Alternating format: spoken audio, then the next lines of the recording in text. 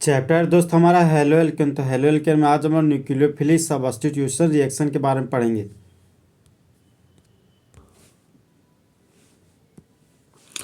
Nucleophilic substitution reaction, substitution का मतलब हो गया रिप्लेसमेंट, मतलब एक आइटम के द्वारा दूसरे आइटम को रिमूव करना, उसको क्या बोलते हैं? सब्स्टिट्यूशन।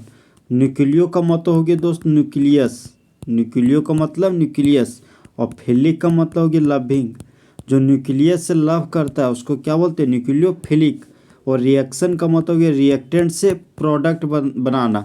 तो जिस तरह लड़की लोग बदल जाती है उसी तरह रिएक्टेंट प्रोडक्ट में बदल जाता है।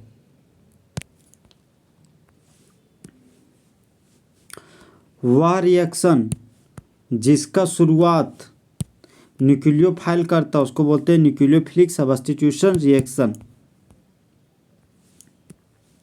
वह रिएक्शन जिसमें एक वीक न्यूक्लियोफाइल को हटाया जाता है स्ट्रॉन्ग न्यूक्लियोफाइल के द्वारा, तो होने वाले इस रिएक्शन को न्यूक्लियोफिलिक सब्स्टिट्यूशन रिएक्शन कहते हैं। तो जिस तरह मेरे क्लास के दो कंपोनेंट है बॉयज एंड गर्ल्स, उसी तरह न्यूक्लियोफिलिक सब्स्टिट्यूशन रिएक्शन के दो कंपोनेंट है SN1 रिएक्शन और SN2 रिएक्शन। SN1 रिएक्शन को प्यार से बोलते हैं यूनिमोलिकुलर, N के लिए होगी न्यूक्लियोफिलिक, S का मतलब होगी सब्स्टिट्यूशन रिएक्शन। दूसरा कंपोनेंट हमारा SN2 रिएक्शन है, SN2 को बोलते हैं by molecular nucleophilic substitution reaction. मुंडी पर 1 लिखा हुआ है इसलिए इसको प्यार से फर्स्ट ऑर्डर रिएक्शन भी कहते हैं, मुंडी पर 2 लिखा हुआ है इसलिए इसको प्यार से second order nucleophilic substitution reaction भी कहते हैं। जिसका मॉलिक्यूलरिटी 1 हो उसको यूनिमोलिकुलर बोलते हैं, जिसका मॉलिक्यूलरिटी 2 हो उसको बोलते हैं बाय मॉलिक्यूलर। SN1 रिएक्शन जिसका ऑर्डर और मॉलिक्यूलरिटी 1 हो उसको क्या बोलते हैं? SN1 reaction. वह रिएक्शन जो पूरा होता है 2 स्टेप में उसको बोलते हैं SN1 रिएक्शन। पॉइंट नंबर 3, पहला जो स्टेप है वो क्या है? स्लो स्टेप, लेकिन दूसरा स्टेप है वो क्या है? वेरी फास्ट स्टेप, उसको बोलते हैं SN1 रिएक्शन। पहला स्टेप को बोलते हैं रिवर्सिबल रिएक्शन, रिवर्सिबल का साइन होता है ये double headed arrow in both direction. लेकिन सेकेंड स्टेप होता है वो हमारा क्या है? इरिवर्सिबल, इरिवर्सिबल को कंप्लीट हेड एरो से दिखाते हैं। पहला चरण स्लो स्टेप होने की वजह से इसको दर पता लगाने वाला स्टेप भी कहते हैं। यहाँ पर इंटरमीडिएट बनता है, इंटरमीडिएट का मतलब कि short live highly reactive unstable product को क्या बोलते हैं? इंटरमीडिएट। तो इंटरमीडिएट 5 होता है हमारा, एक होता है कार्बोकेटाइन, कार्बेनाइन, कार्बन फ्री रेडिकल, फिर होता है हमारा कार्बिन, और एक होता है हमारा नाइट्रिन। तो जब दोस्त रिएक्टेंट इंटरमीडिएट में कन्वर्ट हो जाता है, जब इंटरमीडिएट रिएजेंट से रिएक्ट करता है तो प्रोडक्ट का फॉर्मेशन करता है। हेलोजन से जुड़ा हुआ कार्बन, ये कार्बन 3 ठो अदर कार्बन से जुड़ा हुआ है, तो इसका नाम क्या हो गया? Tertiary butyl bromide. और यूपेक नेम हो गया दोस्त, प्रिंसिपल चेन हो गया 3 कार्बन का, तो प्रिंसिपल चेन के बाहर है ब्रोमो ग्रुप और मिथाइल ग्रुप, तो यूपेक नेम हो गया 2 ब्रोमो 2 मिथाइल।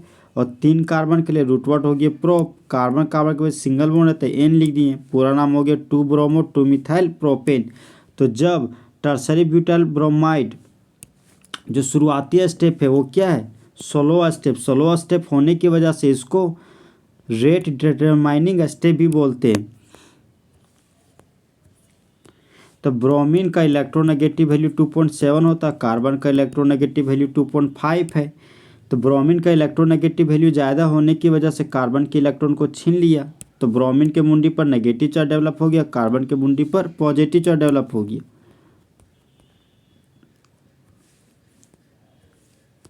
अब कार्बन के मुंडी पर पॉजिटिव चार्ज है तो उसको बोलते हैं कार्बोकेटाइन। कार्बो का मतलब कि कार्बन, और केटाइन का हो गया, केटाइन का मतलब कि मुंडी पर क्या है? पॉजिटिव चार्ज डेवलप है, तो उसको क्या बोलते हैं? कार्बोकेटाइन।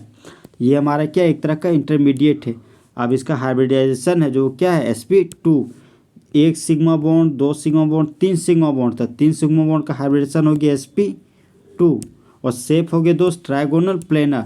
फिर जब टर्सरी ब्यूटाइल कार्बोकेटाइन हाइड्रोक्साइड से रिएक्ट करता है तो सेकेंड स्टेप क्या है? Very fast step.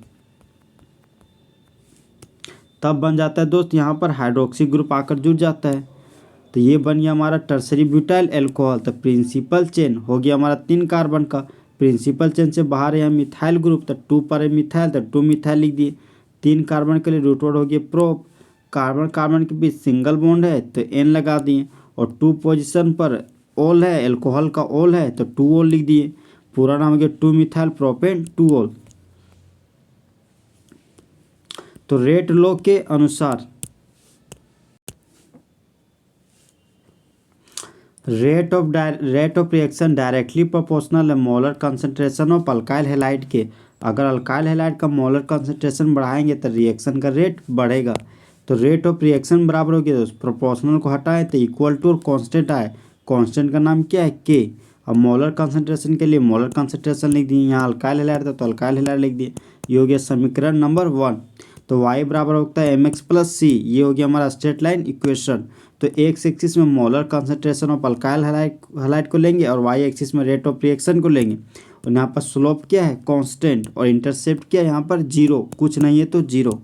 चलेंगे कहाँ से, ओरिजिन से, इसीलिए इंटरसेप्ट हमारा 0 है। स्ट्रेट लाइन इक्वेशन का ऊपर इक्वेशन से तुलना करेंगे।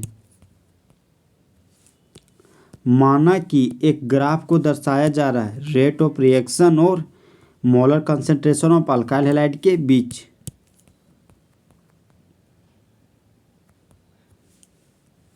तो ये हो गया दोस्त हमारा molar concentration of alkyl halide जो एक्स एक्सिस में रखा हुआ है, ये रेट ऑफ रिएक्शन जो वाई एक्सिस में रखा हुआ है। तो molar concentration of alkyl halide अभी यहाँ है तो रेट ऑफ रिएक्शन यहाँ है, तो दोनों को मिला दिए तो ये हमारा आया पॉइंट। फिर molar concentration of alkyl halide को बढ़ाएं तो रेट ऑफ रिएक्शन भी बढ़ गया, फिर दोनों लाइन को मिला दिए तो ये हम लोग को ये लाइन प्राप्त हुआ। फिर molar concentration of alkyl halide को बढ़ाएं तो यहाँ पर पहुँच गया, रेट ऑफ रिएक्शन बढ़ाएं तो यहाँ पर बढ़ गया, दोनों लाइन को मिलाएं तो ये लाइन हम लोग को प्राप्त हुआ। तो इससे यह पता चलता है दोस्त कि molar concentration of alkyl halide और रेट ऑफ रिएक्शन का जो इक्वेशन वो क्या है, स्ट्रेट लाइन इक्वेशन। इंटरसेप्ट 0 था इसलिए हम लोग ओरिजिन से चल रहे हैं। एक्स एक्सिस और वाई एक्सिस को जोड़ने वाला जो हमारा ओरिजिन है उसका कोऑर्डिनेट क्या है, 0 0। तो point number 7 rate of reaction. SN1 reaction निर्भर करता है सिर्फ कंसंट्रेशन ऑफ अल्काइल हैलाइड पर और नहीं निर्भर करता है न्यूक्लियोफाइल के प्रकृति पर। तो फाइल का मतलब हो गया लविंग और न्यूक्लियो का मतलब न्यूक्लियस। तो न्यूक्लियस लविंग स्पेसिफिक क्या बोलते हैं, न्यूक्लियोफाइल। तो पॉइंट नंबर 8 SN1 रिएक्शन के लिए शर्त। तो मोर स्टेबल कार्बोकेटाइन होना चाहिए। पॉइंट नंबर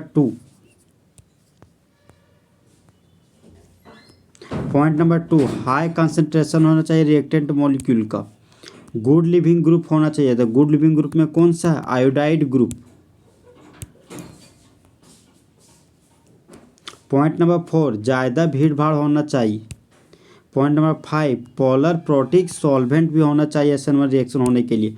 पोलर का मतलब कि तो जिसका मुंडी पर पॉजिटिव चार्ज और नेगेटिव चार्ज डेवलप होता है उसको क्या बोलते हैं, पोलर मॉलिक्यूल। और प्रोटिक का मतलब होता है प्रोटोन। प्रोटोन क्या बोलते हैं, प्रोटिक सॉल्वेंट।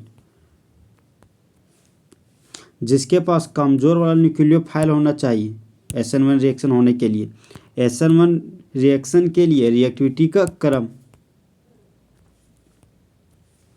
तो रिएक्टिविटी मतलब हो गया जब कोई एलिमेंट इलेक्ट्रॉन को लूज करता है और तुरंत ही उस इलेक्ट्रॉन को गेन कर लिया जाए तो बोलते हैं रिएक्टिविटी फास्ट है। तो 3 degree alkyl halide more stable carbocation, उसके बाद 2 degree alkyl halide more reactive है 1 डिग्री अल्काइल हैलाइड की तुलना में। 1 degree alkyl halide more reactive है अल्काइल हैलाइड की तुलना में। Alkyl iodide good leaving group होने की वजह से यह क्या है, मोर रिएक्टिव। तो अल्काइल आयोडाइड मोर रिएक्टिव है अल्काइल ब्रोमाइड से। अल्काइल ब्रोमाइड मोर रिएक्टिव है अल्काइल क्लोराइड से, और अल्काइल क्लोराइड मोर रिएक्टिव है अल्काइल फ्लोराइड से। तो alkyl iodide good leaving group है तो alkyl fluoride poor leaving group है।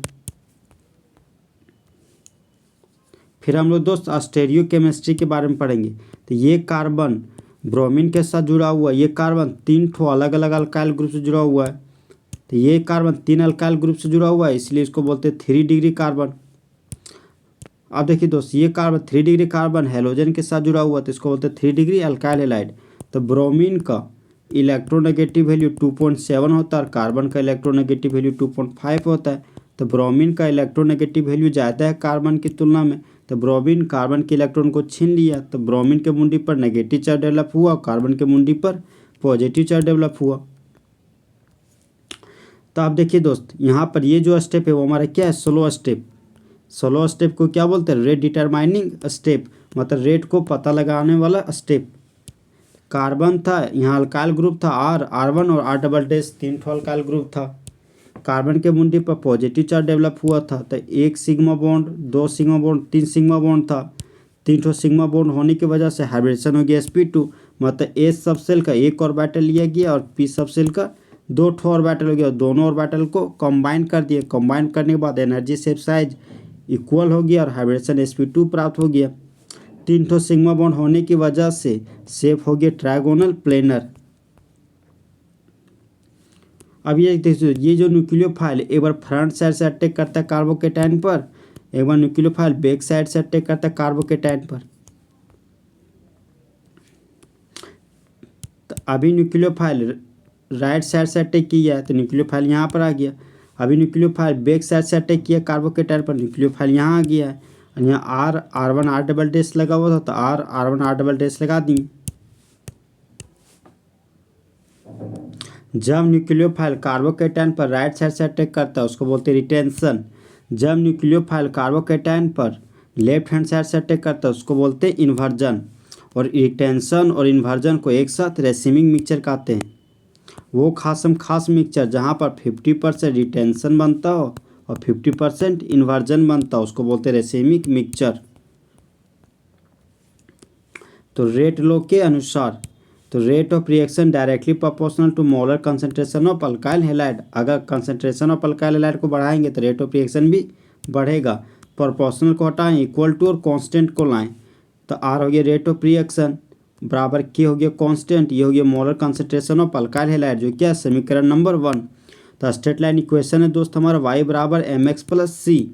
तो वाई एक्सिस में रेट ऑफ रिएक्शन को रखे हैं और एक्स एक्सिस में molar concentration of alkyl halide को।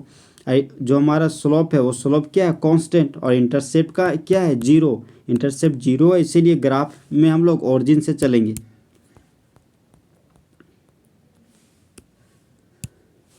स्ट्रेट लाइन इक्वेशन का इक्वेशन 1 से कंपेयर। तो माना कि दोस्त एक ठो ग्राफ है, तो एक्स एक्सिस में molar concentration of alkyl halide लिया गया और वाई एक्सिस में रेट ऑफ रिएक्शन को लिया गया। दोनों टो एक्सिस को जब मिला देते तो हम लोग को ओरिजिन प्राप्त होता है। तो ओरिजिन का जो कोऑर्डिनेट है वो क्या है 0 0, ये एक्स एक्सिस ये वाई एक्सिस, और इंटरसेप्ट 0 है। इंटरसेप्ट 0 मतलब चलना है हमको ओरिजिन से, और स्लोप कांस्टेंट है, इसलिए जो इक्वेशन है हमारा वो हो गया स्ट्रेट लाइन इक्वेशन।